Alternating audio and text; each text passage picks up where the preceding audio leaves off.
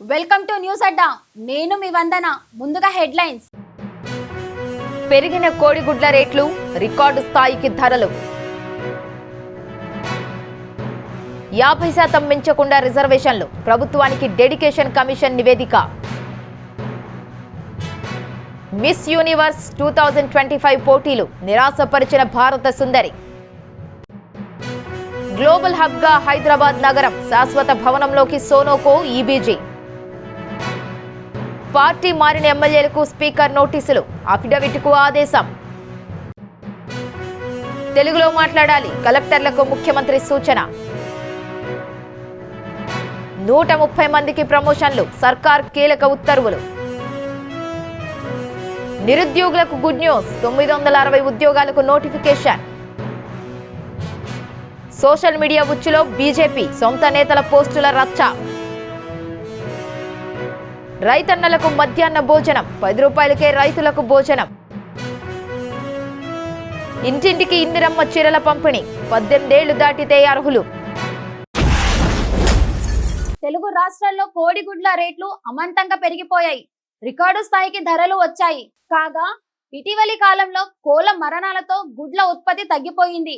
Chicken ధరలు సైతం తగ్గుముఖం పట్టాయి. 2 తెలుగు రాష్ట్రాల్లో కోడిగుడ్ల ధరలు సామాన్యులకు చుక్కలు చూపిస్తున్నాయి. ఉత్పత్తి తగ్గడం, డిమాండ్ పెరగడంతో ధరలు రికార్డు స్థాయికి చేరాయి. రిటైల్ మార్కెట్లో ఒక్కో గుడ్డు ధర ఏకంగా 7 రూపాయలు దాటిపోగా హోల్సేల్ మార్కెట్లలోనూ ధరలు ఆల్ టైమ్ గరిష్టానికి చేరుకున్నాయి. చిత్తూరు జిల్లా హోల్సేల్ మార్కెట్లో 100 గుడ్ల ధర రికార్డు స్థాయిలో 673 రూపాయలకు చేరింది. విశాఖపట్నం, హైదరాబాద్ మార్కెట్లలో 635 రూపాయలుగా నమోదైంది. విజయవాడలో 660 రూపాయలు, విజయనగరం, శ్రీకాకుళం జిల్లాలో 639 రూపాయలుగా పలుకుతోంది. ఈ ధరలు రానున్న రోజుల్లో మరింత పెరిగే అవకాశం ఉందని వ్యాపారులు అంచనా వేస్తున్నారు. ఈ ధరల పెరుగుదలకు ప్రధానంగా 2 కారణాలు కనిపిస్తున్నాయని పరిశ్రమ వర్గాలు విశ్లేషిస్తున్నాయి. ఉత్తర భారతంలో చలి తీవ్రత పెరగడంతో అక్కడికి తెలుగు రాష్ట్రాల నుంచి గుడ్ల ఎగుమతులు భారీగా పెరిగాయి. దీనికి తోడు ఇటీవల ఏపీ, తెలంగాణలో వ్యాధుల కారణంగా పెద్ద సంఖ్యలో కోళ్లు మరణించడంతో గుడ్ల ఉత్పత్తి గణనీయంగా పడిపోయింది. కోడిగుడ్ల ధరలు ఇలా ఆకాశాన్నంటుతుంటే మరోవైపు చికెన్ ధర తగ్గడం గమనార్హం. ప్రస్తుతం మార్కెట్లో కిలో స్కిన్లెస్ చికెన్ ధర 226 రూపాయల వద్ద అమ్ముడవుతోంది. సరఫరా, డిమాండ్ మధ్య ఉన్న ఈ వ్యత్యాసం వినియోగదారులపై మిశ్రమ ప్రభావం చూపుతోంది. రిజర్వేషన్లు 50% మించకుండా ప్రభుత్వానికి డెడికేషన్ కమిషన్ నివేదిక సమర్పించింది. పంచాయతీ ఎన్నికల రిజర్వేషన్లపై ప్రత్యేక రిపోర్టును తయారు చేసి అందించింది. పంచాయతీలు, వార్డుల వారీగా ఎస్సీ, ఎస్టీ, బీసీ రిజర్వేషన్లు 50% మించకుండా నివేదికను తయారు చేసింది. డెడికేషన్ కమిషన్ నివేదిక ఆధారంగా రిజర్వేషన్లు ప్రభుత్వం ఖరారు చేయనుంది. తెలంగాణ రాష్ట్రంలో పంచాయతీ ఎన్నికల రిజర్వేషన్లపై డెడికేషన్ కమిషన్ రాష్ట్ర ప్రభుత్వానికి కీలక నివేదికను సమర్పించింది. రిజర్వేషన్లు 50% మించకుండా సిఫార్సు చేసింది. రిజర్వేషన్ల అంశాన్ని తేల్చడానికి ప్రభుత్వం డెడికేషన్ కమిషన్ ఏర్పాటు చేసిన విషయం విదితమే. ఈ నేపథ్యంలో పంచాయతీలు, వార్డుల వారీగా ఎస్సీ, ఎస్టీ, బీసీ రిజర్వేషన్లు 50% మించకుండా నివేదిక సమర్పించింది. డెడికేషన్ కమిషన్ నివేదిక ఆధారంగా రాష్ట్ర ప్రభుత్వం రిజర్వేషన్లు ఖరారు చేయనుంది. ఈ నెల 24వ తేదీలోపు ఎన్నికల తేదీలను ప్రకటించాలని రాష్ట్ర ప్రభుత్వాన్ని ఇటీవల హైకోర్టు ఆదేశించింది. ఈ క్రమంలో అదే రోజున విచారణ జరపనుంది. ఈ నేపథ్యంలో ఈ నెల 24న హైకోర్టు విచారణకు ముందే రాష్ట్ర ప్రభుత్వం ఈ ప్రక్రియను పూర్తి చేయాలని నిర్ణయించింది. ఈ నెల 24 లేదా 25న షెడ్యూల్ ప్రకటించేందుకు రాష్ట్ర ఎన్నికల సంఘం సిద్ధమైంది. తెలంగాణ వ్యాప్తంగా 12,733 పంచాయతీలు, 1,12,288 వార్డుల్లో డిసెంబర్ 16 వరకు 3 విడతల్లో పంచాయతీ ఎన్నికలు పూర్తి చేసేలా కసరత్తు చేస్తోంది. మిస్ యూనివర్స్ 2025 పోటీల్లో భారత సుందరి నిరాశపరిచింది. దీంతో మిస్ యూనివర్స్ రేసు నుంచి భారత్ నిష్క్రమించాల్సి వచ్చింది. టాప్ 30లో చోటు దక్కించుకున్న మానికస్ విశ్వకర్మ టాప్ 12కు అర్హత సాధించలేకపోయింది. స్విమ్ సూట్ రౌండ్ లో వెనుక తిరగడంతో అవకాశం తప్పింది. 2026 మిస్ యూనివర్స్ పోటీలకు ఆతిథ్యం ఇవ్వనున్న ప్యూర్టోరికోలో ప్రతిష్టాత్మక మిస్ యూనివర్స్ 2025 పోటీల్లో భారత్ కు నిరాశ ఎదురైంది. దేశం తరపున ప్రాతినిధ్యం వహించిన రాజస్థాన్లోని శ్రీ గంగానగర్ కు చెందిన మానికా విశ్వకర్మ టాప్ 12లో స్థానం సంపాదించలేకపోయింది. ఉత్సాహంగా పోటీల్లోకి అడుగుపెట్టిన ఆమె టాప్ 30 వరకు చేరుకొని ఆశలు రేపింది. ఫైనల్స్ లో భాగంగా జరిగిన స్విమ్ సూట్ రౌండ్ లో మానికా ప్రదర్శన న్యాయ నిర్ణేతలను ఆకట్టుకోవడంలో విఫలమైంది. తెల్లటి మోనోకినోలో కనిపించిన ఆమె ఈ రౌండ్ లో తగినంతగా రాణించలేకపోవడంతో పోటీ నుంచి నిష్క్రమించింది. China, Colombia, Thailand, America, Mexico వంటి దేశాలతో పాటు మానికా టాప్ 30లో నిలిచినప్పటికీ తదుపరి దశకు చేరుకోలేకపోయింది. ప్రస్తుతం Guadeloupe, Colombia, Cuba, Mexico, Thailand, Philippines, China, Venezuela సహా 12 దేశాల సుందరీమణులు తర్వాతి రౌండ్ అయిన ఈవినింగ్ గౌన్ రౌండ్ లో పోటీ పడుతున్నారు. మరోవైపు ఇదే వేదికపై 2026లో జరగబోయే 75వ మిస్ యూనివర్స్ పోటీలకు ప్యూర్టోరికో ఆతిథ్యం ఇవ్వనున్నట్లు నిర్వాహకులు అధికారికంగా ప్రకటించారు. త్వరలోనే మిస్ యూనివర్స్ 2025 విజేత ఎవరో తేలిపోనుంది. గ్లోబల్ హబ్ గా హైదరాబాద్ నగరం మారబోతున్నది. మరో 2 విదేశీ కంపెనీలు కొత్తగా కార్యకలాపాలు మొదలుపెట్టాయి. సోనోకో, ఈబీజీ గ్రూప్ కంపెనీలు శాశ్వత భవనంలోకి మారిపోయాయి. Sonoco IT performance hub, finance centre of excellence ఏర్పాటు చేయనున్నది. కాగా ఈబీజీ పవర్ హౌస్ పై 2 ఏళ్లలో భారీ పెట్టుబడికి ప్రణాళికను రూపొందించింది. ప్రపంచ ప్రసిద్ధ కంపెనీలకు గమ్యస్థానంగా మారుతున్న హైదరాబాద్ లో మరో 2 అంతర్జాతీయ సంస్థలు తమ కార్యకలాపాలను ప్రారంభించాయి. అమెరికాకు చెందిన సోనోకో ప్రొడక్ట్స్, జర్మనీకి చెందిన ఈబీజీ గ్రూప్ నగరంలో తన కార్యాలయాలను ఏర్పాటు చేశాయి. ఈ పరిణామం హైదరాబాద్ వ్యాపార అనుకూల వాతావరణానికి నిదర్శనంగా నిలుస్తోంది. ఈ ఏడాది ఫిబ్రవరిలో నగరంలో అత్యాధునిక ఐటీ పర్ఫార్మెన్స్ హబ్ను ప్రారంభించిన సోనోకో ప్రొడక్ట్స్ తాజాగా తమ కార్యకలాపాలను ఒక శాశ్వత భవనంలోకి మార్చింది. దీనితో పాటు హైదరాబాద్లో ఫైనాన్స్ సెంటర్ ఆఫ్ ఎక్సలెన్స్ ను కూడా ఏర్పాటు చేయనున్నట్టు company vice president chief information అధికారి రాజీవ్ అంకిరెడ్డిపల్లి వెల్లడించారు. మరోవైపు వెల్నెస్, మొబిలిటీ, టెక్నాలజీ, రియాలిటీ వంటి బహుళ రంగాల్లో కార్యకలాపాలు సాగిస్తున్న ఈబీజీ గ్రూప్ హైదరాబాద్లోని డల్లాస్ సెంటర్లో ఈబీజీ పవర్ హౌస్ను ప్రారంభించింది. ఈ కేంద్రం అభివృద్ధి కోసం రాబోయే 2 ఏళ్లలో $70 లక్షల పెట్టుబడిగా పెట్టనున్నట్టు కంపెనీ ఒక ప్రకటనలో తెలిపింది. అంతర్జాతీయ సంస్థల రాకతో స్థానికంగా మరిన్ని ఉపాధి అవకాశాలు మెరుగవుతాయని నిపుణులు భావిస్తున్నారు. పార్టీ మారిన ఎమ్మెల్యేలు కడియం శ్రీహరి, దానం నాగేందర్లకు స్పీకర్ ప్రసాద్ కుమార్ మరోసారి నోటీసులు జారీ చేశారు. తక్షణమే అఫిడవిట్ దాఖలు చేయాలని ఆదేశించారు.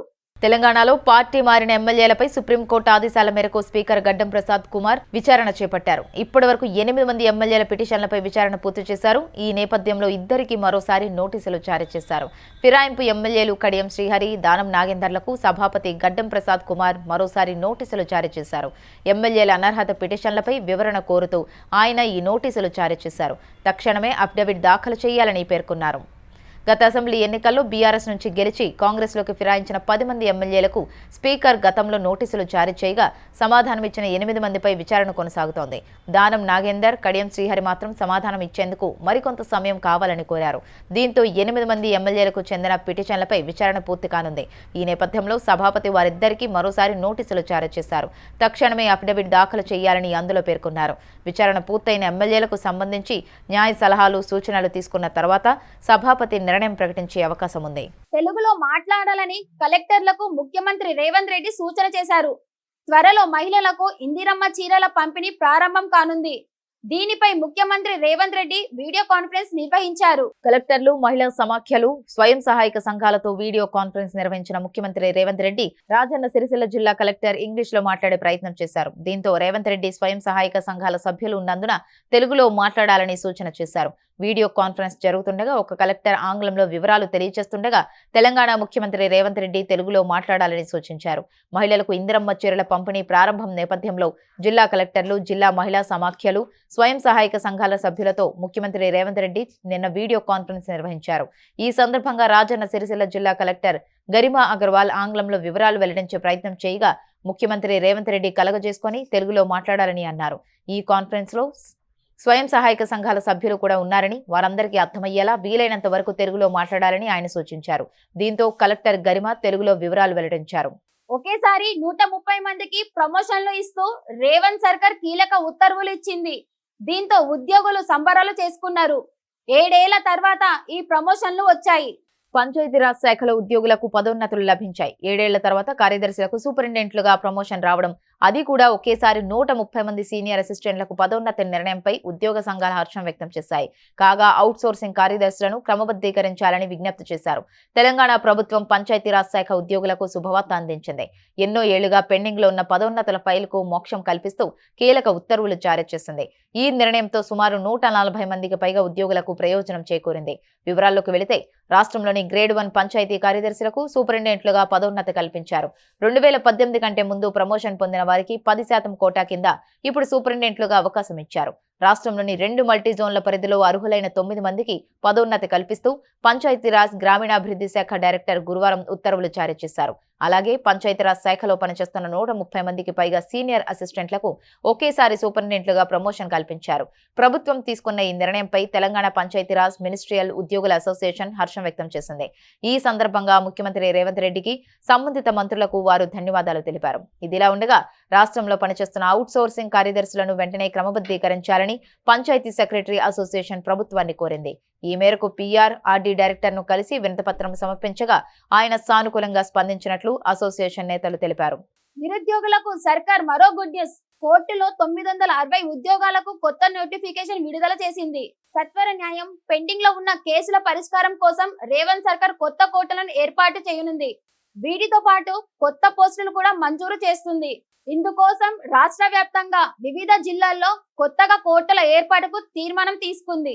జిల్లా న్యాయ వ్యవస్థలో భాగంగా 23 అదనపు కోర్టు మేనేజర్ పోస్టులు వస్తున్నాయి. మరిపెడలో కొత్తగా ఏర్పాటైన జూనియర్ సివిల్ జడ్జి కమ్ మొదటి తరగతి జ్యుడిషియల్ మ్యాజిస్ట్రేట్ కోర్టులో భాగంగా వివిధ కేటగిరీల్లో 27 పోస్టుల నియామకాలకు ప్రభుత్వం ఆమోదం తెలిపింది. మరోవైపు హనుమకొండ, హుజూర్ నగర్, సుల్తానాబాద్, దేవరకద్ర, భీమ్గల్, సంగారెడ్డి, భూపాలపల్లిలో వివిధ స్థాయిల్లో 9 కోర్టులు ఏర్పాటు చేస్తుంది. వీటిల్లో మొత్తం 196 పోస్టులను మంజూరు చేసేందుకు ఇటీవల మంత్రిమండలి గ్రీన్ సిగ్నల్ ఇచ్చింది. ఇక మేడ్చల్, మల్కాజిగిరి జిల్లా స్థాయిలో 28 కోర్టులకు 617 పోస్టులను మంజూరు చేసింది. Sessions judge cum metropolitan sessions కోర్టులు 8, అదనపు జూనియర్ సివిల్ జడ్జ్ కమ్ అదనపు మెట్రోపాలిటన్ మ్యాజిస్ట్రేట్ కోర్టులు 20 చొప్పున ఉన్నాయి. కొత్తగా ఏర్పాటవుతున్న 5 ఫస్ట్ క్లాస్ కోర్టులకు 97 పోస్టులు మంజూరు చేస్తూ మంత్రిమండలి ఆమోదం తెలిపింది. ఈ మేరకు మొత్తం 960 పోస్టులను ఆయా కోర్టుల్లో భర్తీ చేసేందుకు ప్రభుత్వం గ్రీన్ సిగ్నల్ ఇచ్చింది. సోషల్ మీడియా ఉచ్చులో తెలంగాణ బీజేపీ పడిందా?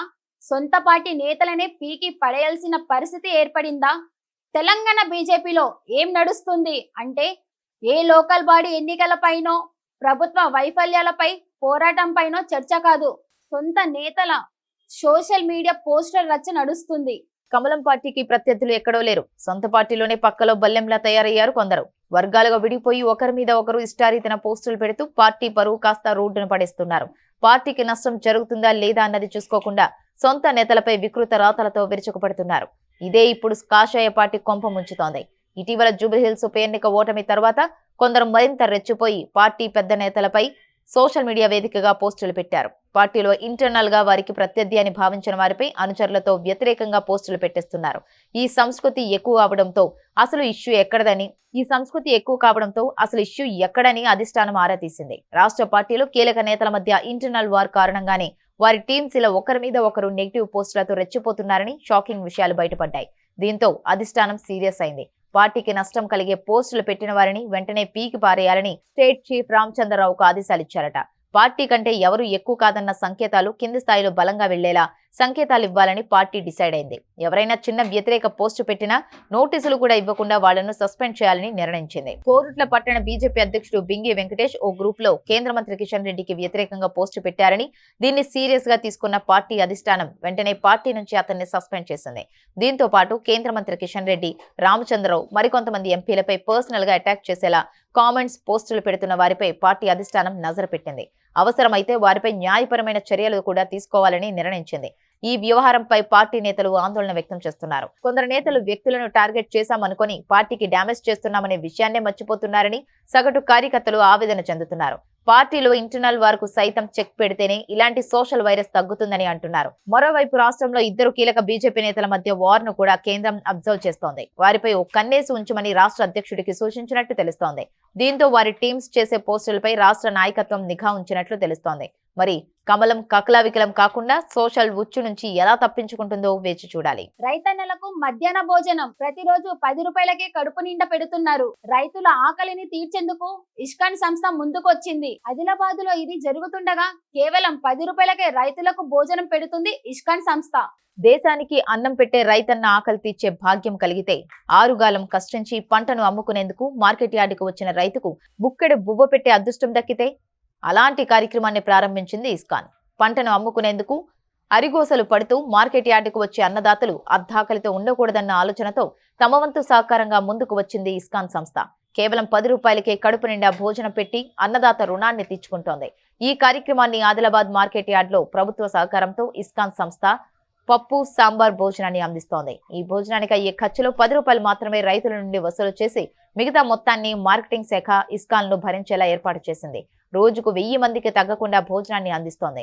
ఈ కార్యక్రమం అన్నదాతకు ఎంతో మేలు చేకూర్చే గొప్ప నిర్ణయం అంటూ ప్రశంసిస్తున్నారు మార్కెట్ యార్డ్కు వస్తున్న రైతులు. ఆరుగాలం కష్టపడి పండించిన పంటను అమ్ముకునేందుకు మార్కెట్కు వెళ్లే రైతన్నకు అడుగడుగునా కష్టాలే. పంట అమ్ముడు పోతుందో లేదో అధికారులు ఏం కొర్రీలు పెడతారు, కొన్నాక పైసలు అకౌంట్లో పడతాయో లేదో, ఒకటా రెండా అనేక ఆలోచనలు. ఈ ఆలోచనలో పడి తన ఆకలినే మర్చిపోతాడు రైతన్న. కడుపు మండుతున్నా 100 రూపాయలు పెట్టి భోజనం చేసేందుకు 1కి 10 సార్లు ఆలోచిస్తాడు. దారి ఖర్చులకు ఆ 100 అయినా ఆసరా అవుతుందేమో అన్న ధైర్యంతో. అలాంటి రైతుకు ఉడతా సాయం దొరికితే 100 రూపాయల భోజనం 10 రూపాయలకి ఇవ్వగలిగితే అదే 10,000 అంటోంది ఆదిలాబాద్ ఇస్కాన్ సంస్థ. ఉచితంగా కాకపోయినా ఏదో తమ వంతుగా అర్ధాకలితో అన్నదాత ఉండకూడదన్న నిర్ణయంతో 10 రూపాయలకి కడుపు నిండా భోజనం అందించేందుకు ముందుకు వచ్చింది. ఆదిలాబాద్ వ్యవసాయ మార్కెట్ యార్డ్లో ఈ కార్యక్రమాన్ని ప్రారంభించింది ఇస్కాన్. ఈ కార్యక్రమం ద్వారా రైతులకు అందించే ఈ ఒక్క పూట భోజనానికి 35 రూపాయలు ఖర్చు అవుతుంది. అయితే ఈ మొత్తంలో రైతు వద్ద నుంచి కేవలం 10 రూపాయలు మాత్రమే వసూలు చేస్తుండగా మిగతా 25 రూపాయలు మార్కెటింగ్ శాఖ 15 రూపాయలు, ఇస్కాన్ 10 రూపాయలు భరించనుంది. ఇంటింటికి బొట్టు పెట్టి ఇందిరమ్మ చీరల పంపిణీ చేయబోతున్నారు. కాగా దీనికి ఎవరెవరు అర్హులో కూడా ప్రభుత్వం నిర్ణయించింది. 18 ఏళ్లు దాటితే సరిపోతుందని ప్రభుత్వం తేల్చి చెప్పింది. రాష్ట్ర ప్రభుత్వం మహిళల సాధికారతపై దృష్టి సారించిన విషయం తెలిసిందే. ఈ క్రమంలో వారి మేలు కోసం ప్రత్యేక సంక్షేమ అభివృద్ధి కార్యక్రమాలను అమలు చేస్తోంది. తాజాగా ఇందిరమ్మ చీరల పంపిణీకి శ్రీకారం చుట్టింది. దీనికి సంబంధించి కొత్త మార్గదర్శకాలు జారీ అయ్యాయి. ఈసారి పంపిణీ విధానాన్ని పూర్తి పారదర్శకంగా గ్రామాల వరకు చేరుకునేలా రూపొందించారు. సర్ప్ ఆధ్వర్యంలో రూపొందించిన ఈ సూచనల ప్రకారం జిల్లా, మండల స్థాయి కార్యక్రమాల అనంతరం మహిళా సంఘాల బృందాలు నేరుగా ఇంటింటికి వెళ్లి చీరలను అందించనున్నాయి. ప్రతి మండలాన్ని పర్యవేక్షించేందుకు సబ్ కలెక్టర్ లేదా ఆర్డీఓను బాధ్యులుగా నియమించారు. మంత్రి సీతక్క సూచనలతో మహిళా సంఘాల సభ్యులు ఇంటికెళ్లి ప్రతి మహిళకు బొట్టు పెట్టి గౌరవంగా చీరను అందచేయడం తప్పనిసరి చేశారు. 18 ఏళ్లు దాటిన ప్రతి మహిళ ఈ పథకానికే అర్హురాలు. అయితే అక్రమాలు చోటు చేసుకోకుండా లబ్ధిదారుల వివరాలను ఖచ్చితంగా నమోదు చేసేందుకు ఆధార్ ధృవీకరణ వ్యవస్థను ఉపయోగిస్తున్నారు. పెన్షనర్ల ధృవీకరణకు ఉపయోగిస్తున్న మొబైల్ యాప్ను ఈ పంపిణీలోనూ వినియోగిస్తారు. మహిళ చీర పొందిన వెంటనే ఆమె ఫోటోను యాప్లో నమోదు చేసిన తర్వాత మాత్రమే చీరను అందచేయాలి. సంఘానికి సభ్యురాలు కాని వారు చీర తీసుకోవాలనుకుంటే ముందుగా సభ్యత్వం నమోదు చేసి తర్వాతే పంపిణీ చేస్తారు. ప్రతిరోజు పంపిణీ పురోగతిపై కలెక్టర్లు సెర్ప్కు రిపోర్ట్ అందించాలి. ఇక 15 నుంచి 18 ఏళ్ల యువతల కోసం ప్రత్యేకంగా సల్వార్ కమీజులు లేదా లంగావోణీలు అందించాలనే ప్రతిపాదనను ప్రభుత్వం పరిశీలిస్తోంది. అనుమతి వచ్చిన తర్వాత దీనిపై తుది నిర్ణయం వెల్లడించనుంది. అలాగే రాష్ట్రంలోని స్వయం సహాయక సంఘాల శక్తిని ఒకే వేదికపైకి తెచ్చే దిశగా ప్రభుత్వం మరో కీలక నిర్ణయం తీసుకుంది. గ్రామీణ పేదరిక నిర్మూలన సంస్థలో పురపాలక ప్రాంతాల పేదరిక నిర్మూలన సంస్థను విలీనం చేస్తూ ఉత్తర్వులు జారీ చేసింది. సెర్ప్ సీఈఓ దివ్య దేవరాజన్ కు మెప్మా మేనేజింగ్ డైరెక్టర్ బాధ్యతలు అదనంగా అప్పగించారు. ఈ విలీనంతో గ్రామీణ, పట్టణ మహిళా సంఘాల మధ్య సమన్వయం పెరిగి స్త్రీ సాధికారత కార్యక్రమాలు మరింత వేగవంతంగా అందుతాయని ప్రభుత్వం భావిస్తోంది. ఇవి ఇప్పటి వరకు ఉన్న అప్డేట్స్. మరిన్ని వార్తలతో మళ్ళీ కలుద్దాం. నమస్కారం.